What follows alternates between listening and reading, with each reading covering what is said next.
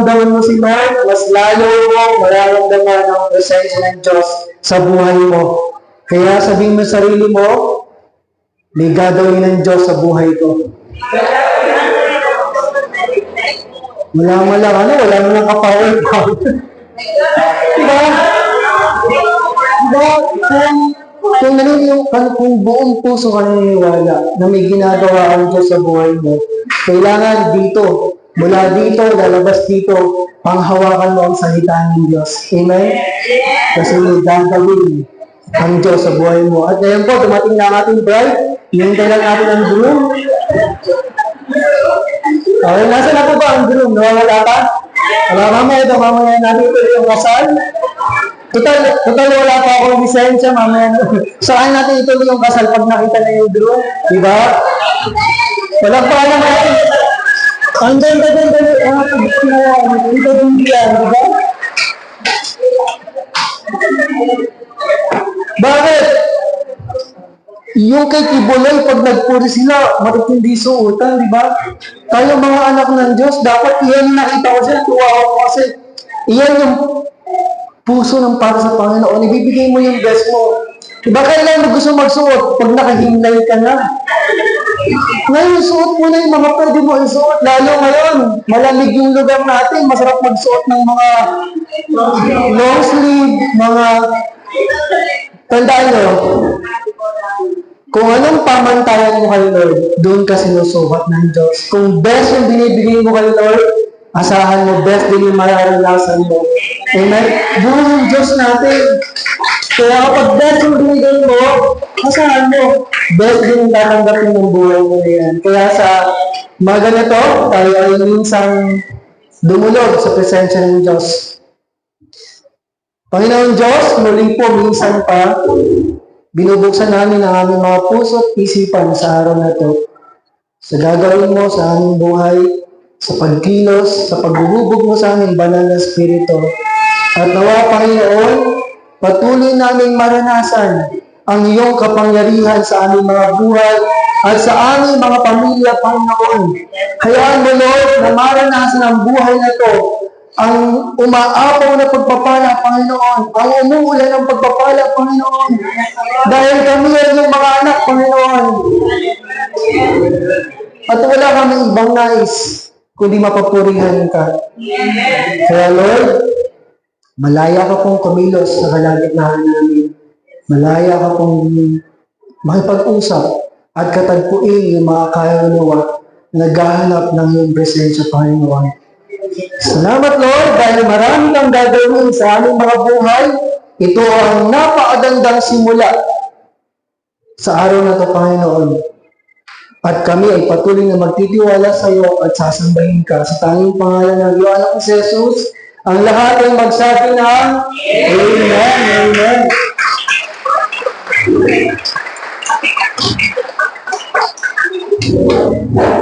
Sensya na po. Okay, so ano kaya ang pakain ng ating bride ngayong araw na to, mamaya? Naalala ko tuloy yung mga Korean, di ba? Pag, yung mga Korean, pag talaga, si Pastor Remy lang yata nakasuot ng hanbok dito. Di ba? Pagpunta natin ng Korean, di ba? Pag Korea, so tayo ng mga ano. Okay? So, ngayon po, mag-aaral tayo ng salita ng Diyos. At tayo ay nasa ating tema na pumunta tayo sa letra H. So, natapos na tayo doon sa hashtag follow. Andito na tayo sa tinuturo ng Panginoon na hashtag share. Na kung saan sa letter S, naranasan natin, naunawaan natin, na napakahalaga ng iyong mga bibig. Napakahalaga ng puso mo para sa Panginoon. Napakahalaga ng lumalabas dito sapagkat may kapangyarihan at lalo na kapag ang binabanggit mo ay ang pangalan ng Panginoong Jesus. Amen? At dito sa letter H, ang binigay sa atin ng Panginoon is about harvest, pag-ani. Amen? Tandaan nyo, sa Panginoon, napakahalaga ng bawat oras. May panahon siya na itinalaga sa bawat sandali. Kaya dapat maunawaan natin, ito na yung tinuturo sa atin ng Panginoon, panahon na ng pag-ani. Pag sinabing harvest sa Biblia, ito ay tumutukoy sa kasaganaan, pagpapala, magandang kalusugan, di ba? Ito yung nais na binabahagi sa atin ng Panginoon. Sa buhay na to, aani tayo. Amen? Magiging kabahagi tayo ng harvest. At sa Biblia, pag sinabing harvest, ito yung pagkilos ng Diyos sa puso ng isang tao. Kaya hindi tayo harvest na ng harvest. Ang Panginoon ang kumikilos sa atin upang maranasan natin at magawa natin yung ating series for this month. Ito yung harvesting of souls. Yan, pag-ani ng kaluluwa. Ang ganda ng harvest pag pinag-usapan natin, pag pinag-aralan natin. Pero yung pinakamalungkot, yung hindi ka pala kasama sa harvest. Diba? Parang sa swimming lang yan. Naka-impake ka na. Tapos di ka naman pala kasama sa swimming. Naiwanan ka na pala. Ganon ang ginagawa ng Diyos sa buhay natin. May panahon sa lahat ng bagay. Sabi mo sa katabi mo, may panahon. Di ba? Ang panahon na nilalagak sa atin ng Panginoon is about harvesting na. Bakit? Halimbawa, ano bang prutas ang hindi panahon ngayon?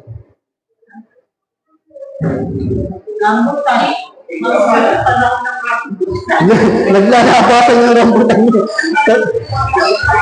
Kakakain ko lang po ng isang araw.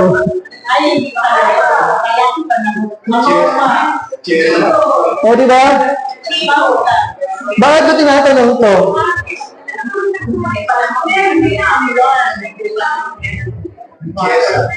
Lalo na mararamdaman mo, napakamahal ng presyo pag wala sa panahon.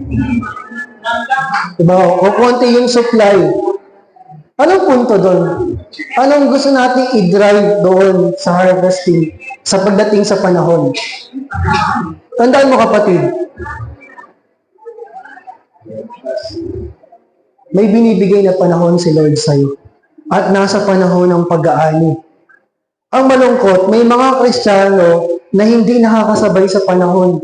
At kapag hindi ka nakasabay sa panahon, ano mangyayari sa'yo? Halimbawa, may mga kapatid tayo dito nagtanim sa panahon ng tag-araw. Samantala ikaw natutulog, nasa bahay. Walang ginagawa. O di nung panahon na ng pag-ani nila, ikaw, noon pa lamang, magtatanim. Ang malungkot, ulanan pa. Diba? Kaya may mga Kristiyano na nahihirapan sa buhay kasi hindi masundan yung kalooban ng Diyos sa buhay niya. Diba kahit anong iyak mo, kung wala sa kalooban ng Diyos, kung wala sa panahon ng Diyos, wala mangyayari, mahihirapan ka. Kaya dapat sa araw na to, malaman mo, ano ba yung kalooban ng Diyos sa buhay mo? Ano ba yung panahon natin ngayon? At ang panahon natin is harvest na. Sa buhay mo kapatid, may aanihin ng Diyos. Amen? May aanihin ka para sa Lord. May gagawin ng Diyos sa buhay mo. Amen? Kabahagi ka. At itong harvesting of souls, ito yung business ni Lord. Amen? Ito yung ministry niya, ito yung mission niya. Diba? Kung para tayo isang corporation na malaki. Ang business ni Lord, umayan ng kaluluwa. Pero ang tanong, iyan ba yung kasali ba tayo sa business ni Lord? Dapat. Kapag nakilala mo si Lord, wala kang ibang gagawin sa buhay mo, kundi ito yung pinaka-goal natin. Matatapos ka sa panahon na puro sarili mo lang iniiyak mo. Darating yung panahon, iba na yung iniiyak mo para kay Lord. Diba? Ang sarap nun na kahit may problema ka, iba na yung iniiyak mo. Hindi mo na iniiyak yung problema mo kasi alam mo na may gagawin ng Diyos sa buhay mo. Kaya dapat, alam natin, ano bang business ni Lord? Diba? Hindi ka lang ginawa ni Lord para magpayaman. may layunin ka sa Panginoon. At yan yung mag-harvest ng kaluluwa. Tingnan natin yung sinasabi ng salita ng Diyos. In Matthew 9:36 to 37. Sa NIV po ang sabi, ito yung Panginoong Jesus yung siya yung nagpapagaling at nagtuturo. Anong sabi niya dyan? Anong sabi ni Matthew? When he saw the crowds, he had compassion on them because they were harassed and helpless like sheep without a shepherd. Then he said to his disciples, the harvest is plentiful, but the workers are few. Isus nagmarka sa akin dito, bago yung harvest, yung puso ni Lord. Sabi sa Tagalog, sa magandang balita, Biblia, nang makita niya ang napakaraming tao, kasi si Lord, hayo to ng hayo, hindi siya tamad. Punta siya ng punta kung saan-saan para makaabot. Kasi nung panahon na yun, wala pa naman chat. Ba? Isipin niyo kung magma-my day si Lord, ano kaya yung ma-my day ni Lord? Pag nakapansin yung mga kabataan ngayon, puro reklamo yung naka-notes. Meron pa nga, hindi ko alam kung maniniwala ako. Hay, so wala na naman pasok. Gusto ko nang pumasok. Ay, kung totoo ba yan? Pero pinaka-hinahangaan ko, may hinahangaan akong bata eh. About 2 hours lang pasok nila. Siya na magdedeklara, hindi ako papasok. Wala kayong pasok. Anak yun ng May. Alam niyo na lang kung sino. Umulan lang. Siya na magdedeklara. Napakagaling. Tapos yung mga kabataan ngayon, di ba normally, tumatanda ka daw pag iba na yung pinapanood mo. Mararamdaman mo na iba na edad mo, di ba? Kung dati, iba kung ano yung pinapanood mo, pero pag tumatanda ka daw, mga pinapanood mo ng mga balita, dati hindi ako mahilig sa balita. Yamot na yamot ako sa tatay ko lang pag nanonood ng balita kasi hindi kami makasilip. Iba kasi yung gusto namin. Pero kumanga ako sa mga kabataan ngayon, updated sa balita. Anong balita? Pastor Aris, may susunod na namang bagyo. Ipaparating na naman. Alam yun, daig pa ako. Di ba? Bakit? Doon nila malalaman kung may pasok o wala. Yun ang inaabangan nila. Uy, parating na bagyo. Sino dito na nag-aaral hindi nila nag-wish na na sana bumagyo para walang pasok. Sabi ko nga, nung Friday, naranasan ko yan. Di ko alam kung, parang nag-sorry ako kay Lord. Sabi ko, Lord, na-cancel yung pasok. Matutuwa ba ako? Masaya ako, siyempre. Walang plastikan. Kasi, honestly, nung nakaraan, nung maulan sa Giginto, baha dun sa dinadaanan ko. Hindi ko alam kung saan ako iikot. Malaki yung tubig. Hindi kakayanin ng motor ko. Buti lang si Ma'am Amy, yung isang kasamahan doon, pinag-guide ako, pinaikot ako dun sa, yung mahina ako dun sa lugar Yun ang problema ko. Dinaanan ko na hindi ko pa natandaan. Sobrang malalo Sobrang para lang maiwas ako sa baha. Kaya naalala ko rin yun, sabi ko, Lord, salamat, wala kang pasok. Pero syempre, nagkikrave din ako matuto. So, dito, makapansin natin in Matthew 9:36 to 37, kapatid. Makikita nyo, nung makita ni Lord yung mga tao, sabi ko, Lord, hindi mong magmahal. Bakit? Diba? Para mahabag ka sa isang tao, para mahabag ka sa mga tao, ano yung laman ng puso niya? Bakit? Kasi nakita niya yung mga tao, litong-lito, hindi alam ang gagawin. Ibig sabihin, ang espiritu ng mga tao, walang Diyos sa puso nila. Kaya walang direksyon yung buhay nila. Ganun daw ang pagdating kapag ang buhay mo, hindi si Lord ang naghahari. Para kang bulag, hindi mo alam kung saan pupunta. Para kang nakatira sa isang bahay na walang kailaw-ilaw. Madali o hindi. Na pag yung mahirap, ganyan ang kalalagayan ng isang tao nang walang matibay na relasyon sa Panginoon. Kaya anong naramdaman ni Lord? Nahabag. Sabi ko, minsan Lord, ganito rin ako. Nahabag ka sa akin. Diba? Kasi dito may pangit na nakaraan talaga. Diba? Yung alam mo kung saan ka hinugot ni Lord. Diba? Kaya nagpapasalamat ka kasi alam mo kung saan ka hinugot ni Lord. Eh. Alam ka kung saan ka kinuha. Diba? Imagine niyo yung yung minsan kasi sa Robinson, pag pumapasyal ako, nakakita niyo na ba yung mga bulag na nagmamasahe na pagsi-CR? Diba, imagine niyo kung walang guide yun. Saan kaya mapupunta yun? Baka mapunta ng time zone. Ganun ang buhay ng isang anak ganun yung buhay ng isang tao na walang matibay na relasyon sa Panginoon. Walang relasyon sa Kanya. Kapag hindi si Lord na naghahari sa puso mo, katulad ka nito, nakahabag-habag. Kaya ang sabi ni Lord, napakaraming anihin, ngunit kakaunti ang mag-aani. Amen? Kaya nung pinag-aaralan ko yung teaching na to, noon ko naunawaan. Di ba yung mga Kristiyano, attend ka sa church, tapos ini-expect mo mababago agad yung buhay? O kaya yung pag inimbita ka, pag umattend ka sa church, mababago na agad yung buhay mo?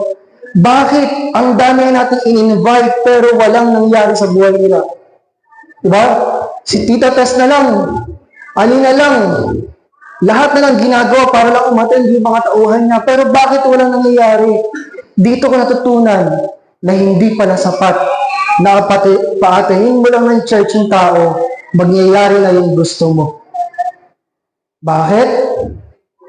Kasi mahalagang maunawaan natin na ang tunay na damdamin ng isang Kristiyano, nahahabag ka kapag may nakikita ka na kaluluwang wala pang relasyon sa Panginoon.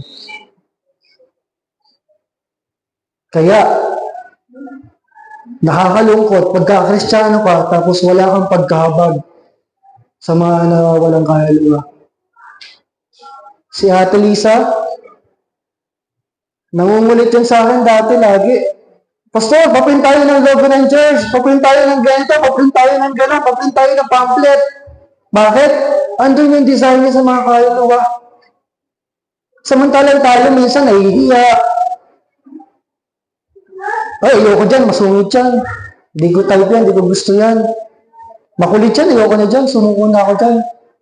Dapat hindi nawawala sa iyo yung damdamin na to, katulad ng damdamin ni Jesus. Amen? Amen? Kaya hindi dapat mawala sa iyo na pag may nakakasalamuha ka, hindi mo maparamdam yung pagmamahal ng Panginoon. Amen? Kaya kung nasaan ka man, nasaan man lugar na iniikutan mo, may layunin ng Diyos doon. Amen? Kaya unawain natin. Pag siya ay lumipat na, yan, lumipat na. Okay? Ang tema natin sa araw na to is prepare for the harvest. Maganda para sa pag-aani. Amen? Inihahanda tayo ng Diyos sa gagawin niya sa iglesia na to. May gagawin ng Diyos sa iglesia na to. Ang tanong, kabilang ka ba o hindi? Kasali ka ba o hindi? Bakit? Mahalaga nagpe-prepare tayo. Hindi tayo sugod ng sugod lang. Hindi tayo bara ng bara lang. Bakit? Para hindi masayang yung ginagawa mo. Kailangan ready ka, kailangan handa ka. Kasi yung pag-harvest ay hindi madali. Sino ito yung matampuhin? Oh, bawal magturo. Taas na lang kamay. Ako, matampuhin ako dati. Ako, ganun lang. Ako, matampuhin ako dati. Bakit? Bakit nasabi to? Kung matampuhin ka, tapos mag-share ka sa mga tao sa labas, pag binura ka, anong mararamdaman mo? Ba yung gandang-ganda ng desire mo, oy, kapatid, alam mo ba, gusto ka iligtas ni Lord, tapos bigla kang minura, puto ka chinta. Tapos hindi ready yung puso mo, ano mangyayari sa'yo? Nilayasan o mumurahin din pa ba? Diba? Kaya, Binibigyan tayo ng wisdom, Lord, para sa buhay mo.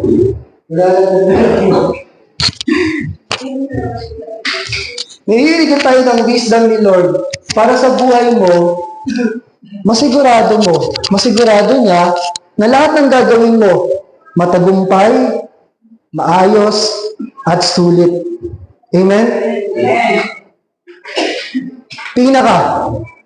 Isa sa pangit pakinggan minsan, isa sa nalulungkot ako pag napapanood ko, sino dito yung nababalitaan sa TV? Nag-harvest sila na napakaraming ani.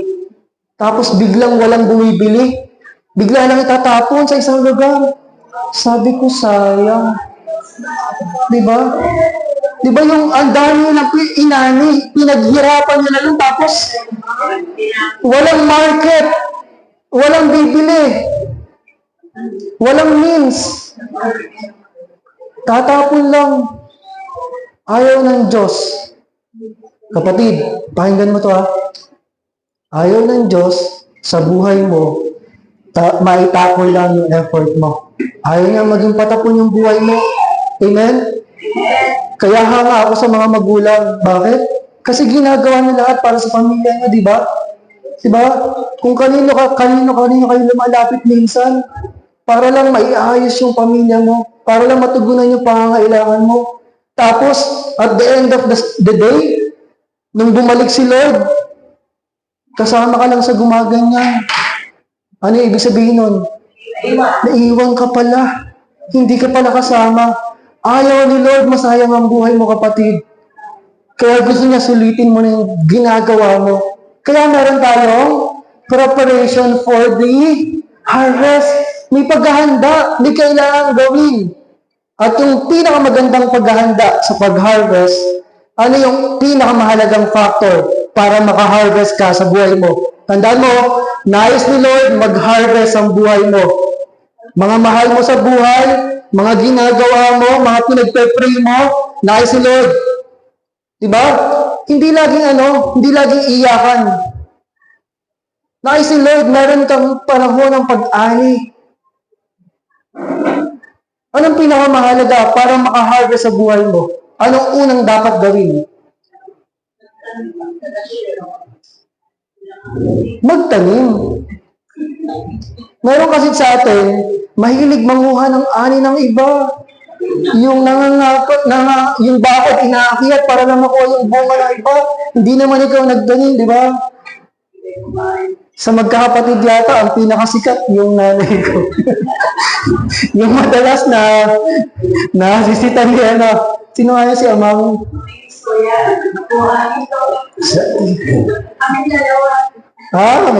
Yung disciple mo talaga lagi ka magkasama. Okay. Isa sa hindi magandang taktika ng kaaway sa mga tao ngayon, ginagawa nilang mahilig sa shortcut. Diba? Lahat na lang shortcut. Kape, shortcut. Noodles, shortcut. Lahat. Instant. Diba ang sabi ng Bible? Yung instant na yaman, instant din. Wala. Kaya nais ng Diyos, dubaan ka na sa legal, sa sigurado. Diba? Lalo na yung mga nai-scam, yung pinaghirapan nila ng matagal sa pagtatrabaho sa abroad, tapos pinangakuan ng kung ano-ano, tapos maya-maya, wala na.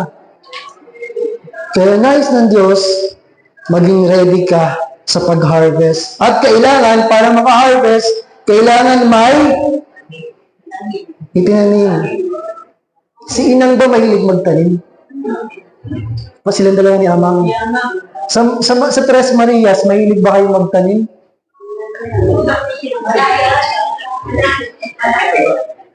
Wala. Wala silang kamalay-malay, sila pinag-uusapan natin. Okay? So, kailangan, sabihin mo sa katabi mo, dapat ready ka. Diba? Nais ng Diyos, magpalain ka, kapatid, kasi hindi ka ready. Diba? Ang daming pinagkakabalaan sa buhay. Nais ng Diyos, pagpalain ka, ang daming mong ginagawa kung ano-ano. Dapat ready ka. Amen? So, sabi nga dito in Psalm 126 verse 6, those who go out weeping, carrying seed to sow. Alam ng Diyos, may mga panahon na iniiyak mo talaga. May mga panahon na lumuluhod ka sa Kanya ng matindi. Sabi dyan, will return with songs of joy. Hindi lang pala YouTube nagagano. Carrying sheaves with them. Sa Tagalog, siyang lumalabas na umiiyak na may dalang itinanim ng mga binhi ay uuwi na may sigaw na kagalakan na dala ang kanyang mga bigkis ng inani. Amen? Ang mensahe sa iyo ni Lord, yung mga pinagpe-pray mo, may kapanahunan yan. Kaya huwag kang titigil sa pagtatanim. Amen? Yung mga panahon na iniiyak mo, yung mga panahon na bagabag ka, yung mga panahon na hindi mo alam gagawin, na lumalapit ka sa Panginoon, nakikita ni Lord yan. At gusto niyang sabihin sa atin, anak, magtiwala ka sa akin, dahil isang araw, yung pag-iyak mo, magiging pagsigaw, pag-awit ng kagalakan. Diba? Lumabas siya ng umiiyak, uuwi siya ng may kagalakan. Kaya sa araw na ito, huwag kang pumayag na yung mensahe ng Diyos hindi matalim sa puso mo. Dahil nais ng Diyos, umuwi ka ng may kagalakan. Amen? Dala-dala mo ng mga inani mo para sa Panginoon. Dala-dala mo ng mga panalangin mo sa Panginoon. Diba? Yung puso ng magulang, di ba pag pinapanalangin ng mga anak, gano'n na lang kapuro, gano'n na lang katindi. Isang araw, may katugunan sa iyong panalangin. Aanihin mo to. Diba? Kung paano yung iniiyak mo na asawa mo, testimony mo na pagsigaw ng kagalakan kay Lord. Kaya, dapat hindi sumusuko. Amen? So, yung sakta huwag kang susuko. Huwag kang susuko. Paano napakakulit huwag kang susuko. Amen? Huwag mong tingnan yung sitwasyon, ang tingnan mo yung gagawin ng Diyos sa buhay mo. Kasi pag doon ka tumingin, malulungkot ka lang. Pero pag naisip mo, may gagawin ng Diyos sa buhay mo, kahit anong gawin mo, magiinom ka dyan, may gagawin si Lord sa buhay mo. Amen? Kaya number 1, sabi ko, tutulinan ko lang, humahaba na naman tayo. Okay? Una, siyempre, para magtanim, siyempre, para haani ka, kailangan magtanim. Anong una mong kailangan hanapin? Lupa. Siyempre, look for a good soil. Maghanap ka ng magandang lupa. Amen? Maghanap ka ng lupa na matatamnan. Ano ibig sabihin ng lupa? Ito ay sumisimbolo sa puso ng mga tao. Sumisimbolo ito sa buhay ng tao. Dapat, Lord, bakit lupa? Kasi nung nilikha tayo ng Diyos, sa alabok tayo kinuha, doon din tayo babalik. Amen? Kaya siguraduhin mo na yung buhay mo ay para kay Lord. Amen? At katulad nga ng talinghaga ng parabola ng maghahasik. Ito po, kinuha ko to sa BBS nung nakaraan. Bibigyan ko lang kayo ng matuloy na review. Amen? So, babasahin natin yung Matthew 13, 1-23, Mark 4, 1-20, at Luke 8, 1-15. Amen? Sa bahay na. Okay? Bibigyan ko lang kayo ng recap para matuloy. Okay?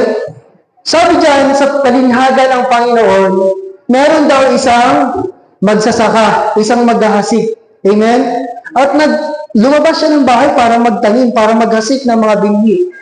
Ang unang lugar na nalaglagan ng binhi ay yung sa tabi sa daan muna. Okay? May mga binhi daw na nalaglag sa daan. At itong apat na lugar na to ay sumisimbolo sa apat na klase ng tao. Dapat alam mo rin kung nasan ka dito. At alam mo rin kung ano yung taong kinakaharap mo. Halimbawa, may pinagpe-pray ka kay Lord. Ano bang estado niya ngayon? Una, yung daan.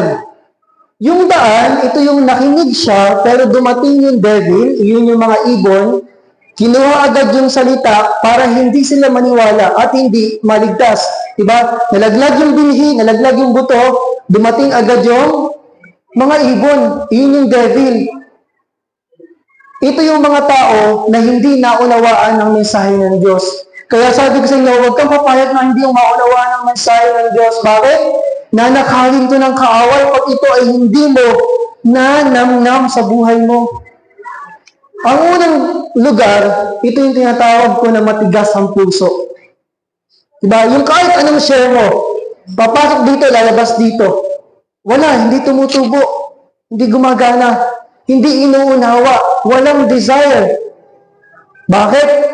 Dahil kinukuha agad ng Diablo, ayaw silang maligtas. Ito yung mga binhi na nalalaglag sa daan. Yung binhi, sumisimbolo po yan sa salita ng Diyos. Okay? Ang maghahasik ay ang Panginoon, yung binhi, yung salita ng Diyos, at yung mga lupa ay tayo. Okay? Ikalawang lugar,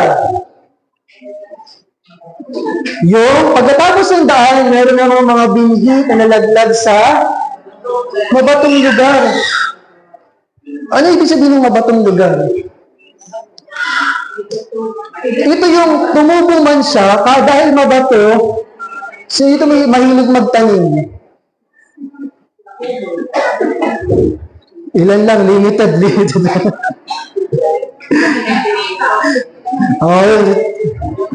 Okay. So, pagka ang lupa ay mabato, normally, yung halaman ay hindi nakakapasok masyado yung ugat niya. Ito yung mga tao daw na excited sa simula, di ba, narinig yung salita ng Diyos, excited na excited sila, masayang masaya, pero nung dumating yung pagsubok, nawala din. Kaya may mga tao, makapansin kayo, excited na excited pumasok ng church, pero dumating yung mga panahon, dumating yung matinding bagyo, nawala. Ito yung tinatawag natin na mababaw na puso. Diba? Nakapasok ng salita ng Diyos, kaso hindi lumalim yung ugat. Diba? Lalaki ba yan o hindi, Kuya Andrew? Boy? O yun, ampunin mo na. Ay, marami ka palang inaano. O yan o, isa yan. Tapos, yung si Gab-Gab, kunin mo na rin. Tapos, isa kay Belen. O, tatlo na yung boy mo. Gustong-gusto mo ng boy. Ayan, tatlo na agad yan. Okay? Minsan, dumating din tayo sa punto na mababaw yung puso natin. Diba? Ang ganda-ganda na mensahe ng Diyos. Pero pag uwi mo, walang ulam. Yari na. Iyon yung mga mababaw na puso. Pangatlong lugar, ito yung tinatawag natin na matitinik na lugar. May mga binhi daw na nalaglag sa lugar na puro matitinik yung mga halaman doon. At nung lumaki yung halaman, namunga siya, pero sinakal din siya ng mga halaman na nandun. Ito yung mga tao na nakarinig ng salita ng Diyos, pero nung sinakal sila ng mga problema, kayamanan, pagsasaya sa buhay, hindi nahinog yung bunga nila. Ito yung malungkot. Namunga na, namatay pa, nawala pa. Diba? Nag-effort ka na kay Lord, kaso, nawala pa, hindi nahinog. Hindi nagtuloy-tuloy. Ito yung tao na masikip yung puso. Anong masikip yun?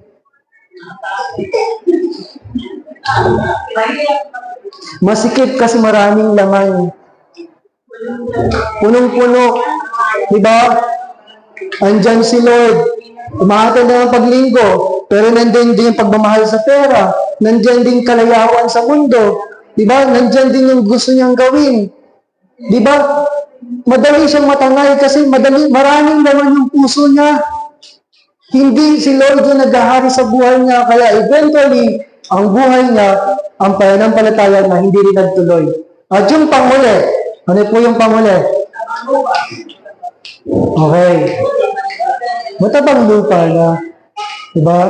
Ito yung mga tao na nakarinig ng salita ng Diyos, na natili yun sa kanilang buhay, naging tapat sila at mabuti, at nagtiyaga sila kaya nagbunga yung buhay nila. Kaya kailangan pala nagtsatsaga. Hindi yung atin, bukas wala, atin. Magtsaga ka kapatid, may bunga. Wala po akong pinapaanohan dito Ito lang yung sinasabi ko lang naman dito. Nagiging ano lang ako, mensahero ng Diyos. Bakit? Kasi nais ng Diyos magbunga ka ng matindi kapatid. Magtyaga tayo. Di ba? Yung mga telenovela nga, natatapos natin pinagtsatsagaan natin. Wag mo sa Panginoon. Amen? Ito yung mga bukas yung puso at nagtyaga. Dito nagkakaproblema sa naging tapat at nagtyaga. Ito yung mga sumunod at nagpatuloy kay Lord. Ay, parang big niya. Alright? So sa apat na lupa na yan, maasas mo dapat anong lupa meron ka. Para kung ikaw yung nandun sa matinik, dapat i-ready mo na yung puso mo. Dapat si Lord lang yung naghahari. Kung yung puso mo ay mabato, dapat magpalalim ka sa Panginoon, magbabad ka pa. Kaya lang sabi ng salita ng Diyos in Luke 8:15, "But the seed and good soil stand for those with a noble and good heart, who hear the word, retain it, and by persevering, produce a crop." Sa Tagalog, ang mga nahasik naman sa matabang lupa, ang mga nakikinig ng salita ng Diyos, at nag-iingat nito sa kanilang pusong tapat at malinis, sila'y namubunga dahil sa... Kaya kung may pinapanalangin ka sa Panginoon, kapatid, huwag mong bibitawan. Magtyaga ka. Amen? Dahil isang araw, maaani ka. Anong tinuturo sa atin dito? Diba? Look for good soil. Hindi ibig sabihin maging mapili tayo sa lupa. Ay, ito si Cabioli. Mukhang okay ito. Dadalhin ko ito sa church. Ay, ito. Parang hindi. Masungit. Ay, ito. Parang hindi ganun. Ang ginawa ng Diyos, tanim lang ang tanim. At siya yung magsasabi. Siya yung magpapalago. Siya yung pipili. Sa kanya makikita kung sino yung matabang lupa. Amen? Hindi natin alam kung sino yung matabang lupa. Kaya, kapag may mga dinadalang tao sa atin ng Diyos, kung may mga pinapupuntahan sa atin si Lord, tanim ka lang ng tanim. Dahil baka iyan ay yung matabang lupa, naghihintay ng binhi ng Diyos. Amen? Kaya huwag ka mapapagod na mag-invite ng mga classmates. Diba? Okay, pangalawa. Nalalayo na naman ako. Okay, pangalawa, pagkatapos na magdalag ng lupa, magtatanim ka ba agad?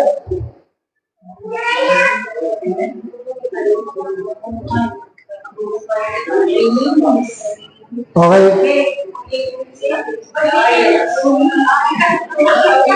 Okay, sino lang masunod? Sige, paramihan na lang. Okay? Pangalawang dapat natin maunawaan. Ito yung tayo, lupa tayo, di ba? Ayon sa simbolismo ng Biblia. Ganito daw yung buhay kapag malayo ka sa Panginoon. Magulo, makalat, maraming damo, maraming kung ano-ano. Diba? Hindi lang dahil masakit tingnan, kundi nais ng Diyos maging maayos yung buhay natin. Kaya yung dapat natin ginagawa, pangalawa, is we need to prepare the soil. Ihanda natin yung lupa, di ba? Magtatanim ka ba dyan kung maraming mga damo? Tapos, tatay, dahil pinapunta ko dyan. Diba? Yung mga damo na yan, mawawala yan. Yung mga kalat na yan, mawawala yan. Sa buhay din natin ganun. May mga kailangang alisin sa buhay natin para yung binihing itatanim ay handa sa paglago. Amen? At kapag tayo may mga tao na nilalapit kay Lord, una, pinag-pray mo siya. Praying is the best preparation. Amen? Paano ipe-prepare ang lupa? Manalangin ka sa Diyos, lumapit ka sa Kanya. Alin yung pinagpe-pray? Hindi lang yung taong kakausapin mo. Pag-pray mo rin yung sarili mo. Hayaan mo na i-equip ka ni Lord. Hayaan mo na i-prepare ka ni Lord. Halimbawa kung si Elder Tess ang papahawakin natin sa youth. Ready kaya siya? O, di ba ready? Nakita ko yan dun sa ano eh. Pinapakinggan siya ng mga kabataan. Lalo na pag mahinahon yung tinig niya. Napakinggan siya, nakita ko, nakikinig sa kanya eh. Pero pag umaano yung tinig, nagbubulungan na yan. Kaya masaya sila pag mahinahon yung boses ni Elder. Tapos nakikinig sila, nakita ko. May paggalang, may pagrespeto, may pagsunod. Amen? Kasi kung hindi ready yung puso mo, si Rosal nga minsan eh, pinabantayan ko lang sa jeep. May 3 puting tumubong buhok na. So, kailangan ready tayo. Amen? So, we need to prepare the soil. Kailangan tanggalin natin yung mga damo. Kailangan tanggalin yung mga bagay na hindi ka nais-nais para lumago ang salita ng Diyos. Kaya nga, ang sabi ng Proverbs 24:27, prepare your work outside. Get everything ready for yourself in the field. And after that, build your house. Sa Tagalog, ihanda mo sa labas ang iyong gawa at ihanda mo para sa sarili mo sa parang at pagkatapos ay gawin mo ang iyong bahay. Kailangan ipaghahanda. Diba? Ang mga damo, ang mga bato, ang mga kalat, kapag may nilalapit ka sa Diyos, diba, pinapanalangin mo sila, doon mo marireveal ano bang estado ng buhay nila. Ano bang mga meron sa buhay nila. Yung mga damo, meron silang mga maling paniniwala, maling pag-uugali, maling mga nakagisnan, maling mga kasalanan. Di ba? Ipapakita yun ng Diyos sa iyo para sa tulong mo, sa pamamagitan mo, kikilos ang Diyos sa buhay na para maialis yun. Kaya sa buhay mo, kailangan maging matyaga. Kasi sa mga taong ilalapit sa iyo ni Lord, meron kang mga aalisin. Katulad sa youth, may mga kabataan dyan, babae, ang jowa, babae din. Hindi ako basta-basta, oy, mali yan, hindi tama yan. Hindi ganon, lalo sa panahon ngayon. Tayo ay parang doktor na nag-o-opera ng may anesthesia. So, hindi ito na-operahan ng walang anesthesia. Tingnan ko lang kung masiyahan kayo. Yeah? Ganon tayo. Pag nakikipag-usap tayo sa tao, hindi basta-basta, oy, mali yan, Lutheran. May paraan si Lord. Hayaan mong kumilos ang kapangyarihan ni Lord kung paano mo siya kakausapin, kung paano mo siya itutuwid, kung paano mo siya iwawasto. Dahil iyon yung pag-opera na may anesthesia. Kasi may mga tao, sitahin mo ng minsan, pag walang anesthesia, kahit maganda pa yung motibo mo, pag walang anesthesia, hindi na babalik yun. Amen? We need to prepare the soil. Pangatlo, after preparing the soil, ito, alam niyo na to, kailangan natin i-cultivate. Kailangan natin linangin. Amen? Pagkatapos mo siyang pag-pray, pagkatapos mo siyang makilala, ang pagbubungkal ay paano? Di ba? Palalim ng palalim. Binubuhaghag yung lupa. Amen? Ganon din sa mga taong ilalapit sa iyo ng Diyos. Eventually, yung mga taong ilalapit mo kay Lord, makakapasok ka hanggang sa puso niya. Doon mo makikilala bakit siya ganon. Doon mo makikita ano yung mga sugat na tinatago niyan. Ano yung mga trauma. Ano yung mga nangyari sa kanya noong nakaraan. Bakit ganyan siya ngayon. Na habang ang isang tao ay ilalapit mo kay Lord, ang pagbubungkal ay paglalaan ng oras sa isang tao. Hindi pwede na, tanggapin mo si Lord. Attend ka sa church, bahala ka na. Hindi pala ganun. Kaya sa'yo binigay yan, kailangan mong hanapin, kailangan mo i-ready, kailangan mo i-cultivate, paglaanan mo ng oras. Amen? Kailangan makakonekta ka sa puso niya. Katulad sa sinasabi ng salita ng Diyos. In Jeremiah 4:3, Tagalog lang po tayo. Sabi niya dyan, ganito naman ang sabi ni Yahweh sa mga taga-Huda at sa mga naninirahan sa Jerusalem. Bungkalin ninyong muli ang napabayaang lupa. Huwag na ihasik ang binhi sa gitna ng dawagan. Diba? Kapag ang isang lupa ay ready mo, hindi mo pwedeng pabayaan na lang yan basta-basta. Kailangan mong i-follow up. Bakit? Kapag ang lupa pinabayaan mo ulit, ano mangyayari? Tutubo ulit yung mga damo. Magdudumi ulit yan. Kaya kailangan maglaan ka ng oras para kay Lord. Amen? Sa buhay mo. Kasi kailangan bungkalin. Diba? At pag nagbubungkal, minsan anong nilalagay, Tatay Dante? Ang pinakamainam daw na pagbubungkal ay yung tuyo, yung lupa. Kasi pagbasa, depende sa lupa siguro. Pagbasa, nagdidikit-dikit. Amen? Binubungkal ang lupa kasi daw kailangan din pala ng hangin, mahanginan yung lupa para mas maging maganda yung tubo ng halaman. Okay, correct niyo lang po ako kung mali ako ha. Hindi ako magaling sa pagtatanim. Hindi ko to master. Okay? So, sa buhay natin, pag nagbubungkal ka ng lupa ng isang tao, diyan mo malalaman yung mga sekreto niya na hindi pala madaling tanggapin. Kailangan umabot ka sa puntong ganun. Diba? Challenge ko nga sa inyo. Humanap kayo ng tigi-tigisang youth dyan, nakakamustahin nyo lang lagi. Bakit? Maraming kabataan dyan naghahanap ng pagmamahal ng magulang. Naghahanap ng oras. Yung papapakinggan lang sila. Kasi sa bahay, abot-abot na yung galit sa kanila. Kaya minsan pag nag-enjoy sila, hinahayaan ko lang. Dito mo lang makaranas sila ng kaligayahan. Pero alam, pag gawain, syempre, ibang usapan mo. Okay? Ang fertilizer na nilalagay natin, dapat ready ka na tumulong at ibahagi yung buhay mo sa kanila. Iyan na yung pagmamahal.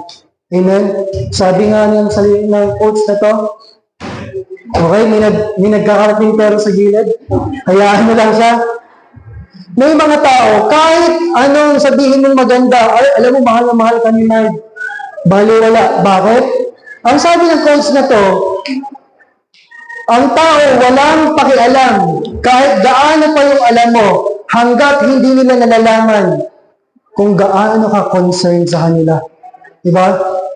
Pag wala akong pagmamahal sa isang tao, kahit anong sabihin ko sa kanya, kapag hindi niya nararamdaman yung pagmamahal sa akin, baliwala. Pero kapag pinaglaanan mo ng oras sa isang tao, naramdaman mo mahal na mahal mo siya, kahit anong sabihin mo, makakakonekta sa puso.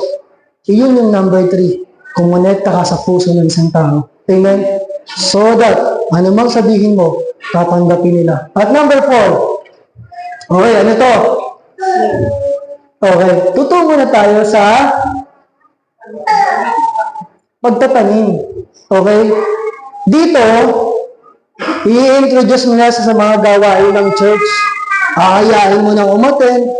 Hindi na sapat yung mga verse lang. Okay? Patatagan tayo kung kayo na makikinig. Future pastora yan. Ayan, future pastor. Dalawa. Asan pa isa? Wala. Mga lingkod ng Diyos yan. Okay?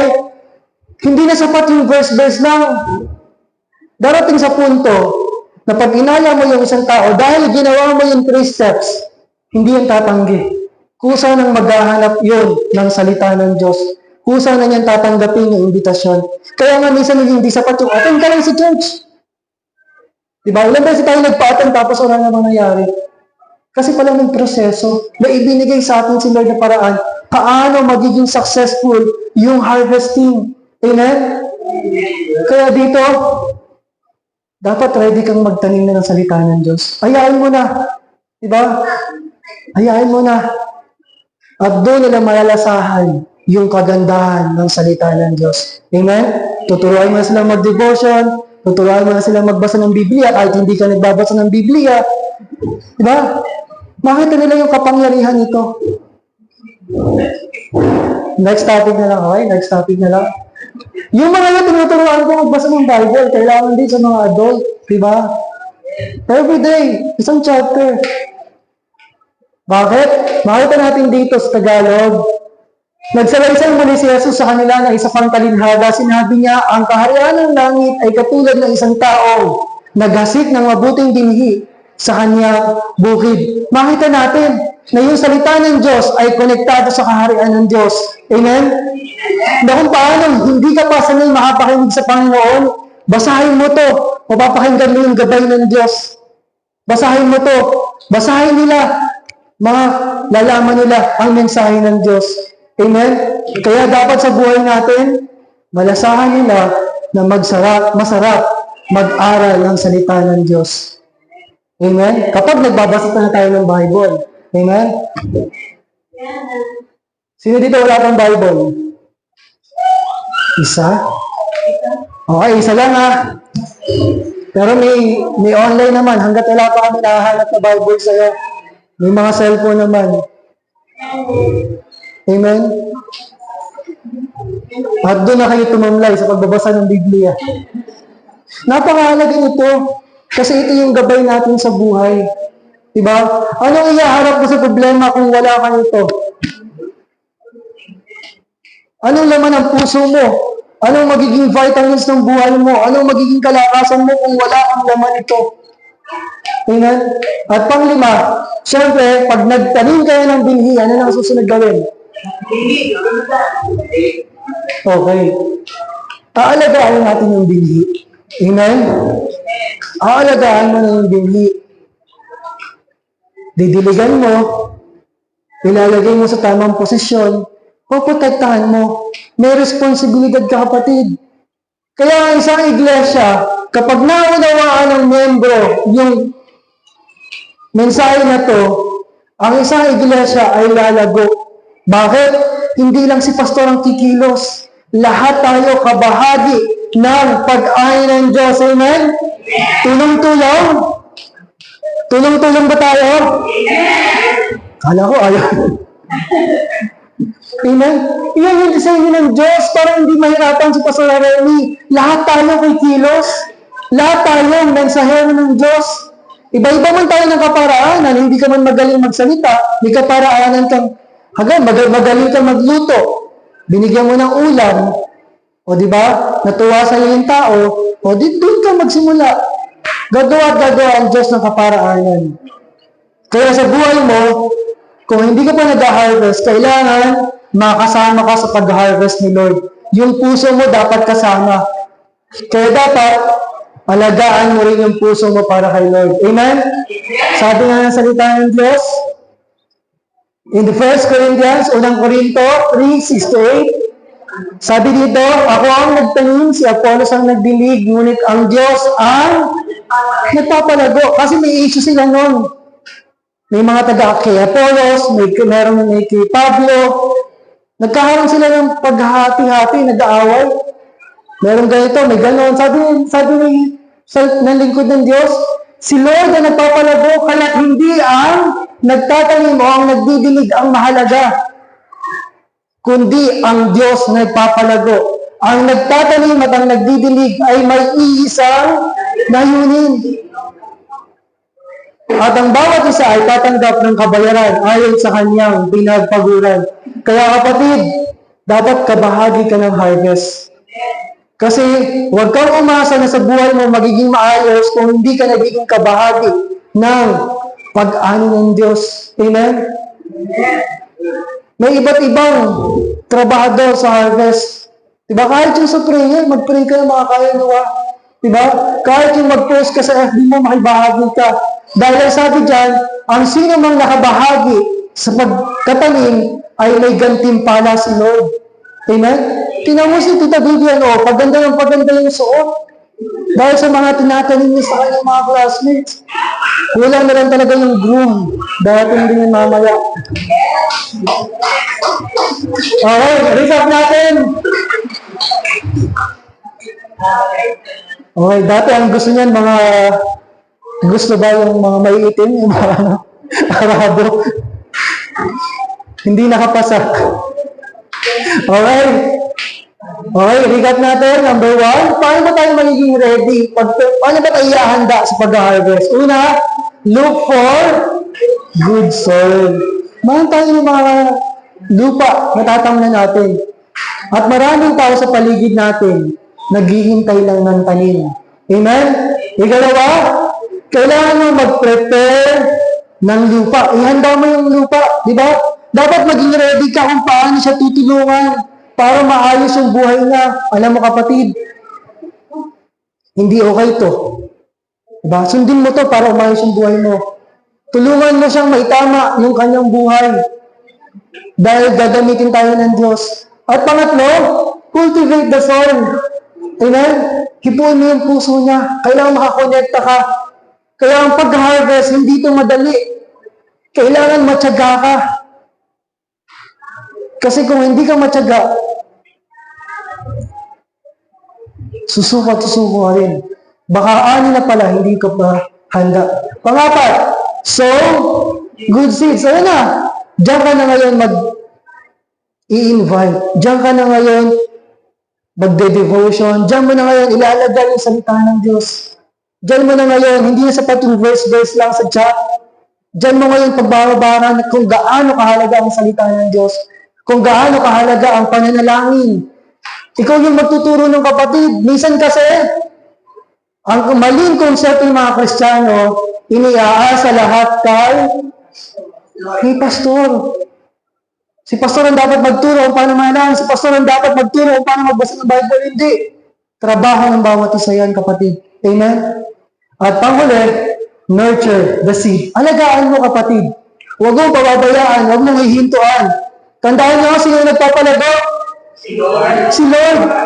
Kaya may mga panahon na malulungkot ka. Bakit? Hindi mo makikita yung inaasahan mong paglago sa Kanya. Pero, titigil ka ba? Hindi. Kasi isang araw, papalaguin din ni Lord John. Ito yung katotohanan. May mga panahon talaga na parang walang nangyayari sa ginagawa mo. Pero huwag ka dun tumingin kasi training lang yun. Training mo yan para lumago ka at mas lalong manampalataya sa Panginoon. Dahil yung pinapanalangin mo, isang araw, testimony mo yan sa mga tao na dumadaan din sa ganyang sitwasyon. Amen? Huwag kang matulad ng tao na yun, no? Kahit nahihirapang huminga, kahit testimony sa chat, okay lang. Kahit nahihirapang umattend, maraming nararamdaman, attend pa rin. Huwag kang magpapigil sa pananampalataya mo. At ito yung iwanan ko sa inyo na verse.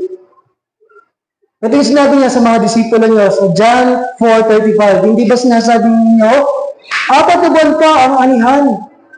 Pero sinasabi naman ni Lord, masdanin niyo ang mga bukid. Sabi nila, Lord, matagal pa yung anihan. Pero sabi ni Lord, masdan mo ang mga bukid.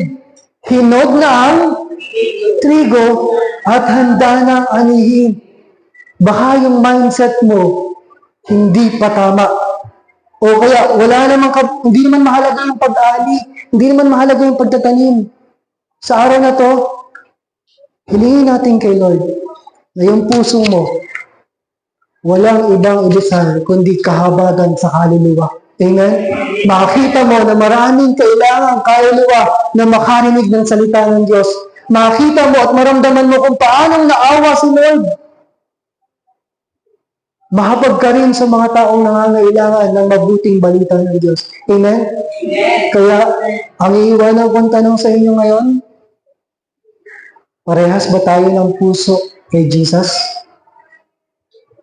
Kung hindi, trabahuhin natin. Amen? Para dumating tayo sa punto na sama-sama tayong mag-harvest. Di ba sa nun? Sama-sama tayong mag-harvest. Halimbawa, pupunta tayo ng Hong Kong. Di ba yung CWA, pupunta ng Hong Kong, sama-sama kasi mag-share lang, mag-evangelize. Amen? Walang imposible. Amen? Sino dito may mga passport na? Okay? Okay. So, kapatid, huwag kang pumayag na hindi ka kasama sa pag-harvest ni Lord. Amen? Para sa pamilya mo, para sa sarili mo, kailangan kabahagi ka ng gagawin ng Diyos. Amen? Palabahan natin ang Diyos na buhay. At maraming salamat po sa Panginoon. Tutulong na po tayo sa tithes and offering.